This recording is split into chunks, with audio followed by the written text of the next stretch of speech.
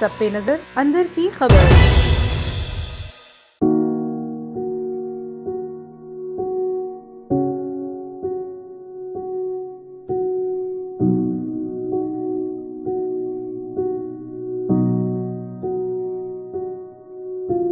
बच्चे खुदा का वो अनमोल तोहफा है जो हर किसी को जान से भी प्यारे होते हैं।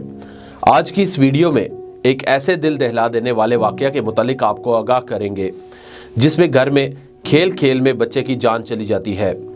जैसा कि घर में लगे सीसीटीवी कैमरा की इस वीडियो में देखा जा सकता है कि एक बच्चा दरवाजे पर लगी रस्सी के साथ खेल रहा है और एक डोल पर चढ़कर इस रस्सी को गले में डालने की कोशिश कर रहा है।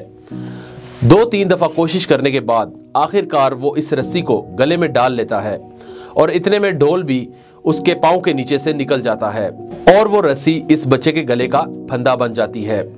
इस बच्चे के साथ मौजूद एक और बच्ची इसको बचाने की कोशिश करती है मगर कुछ नहीं कर पाती।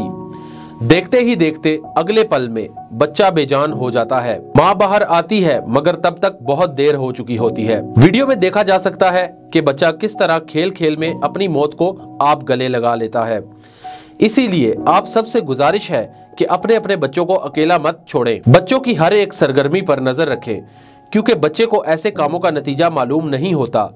इस जरा सी गफलत ने वालिदैन को एक ऐसा जख्म दिया जिसे शायद वो कभी ना भूल पाए।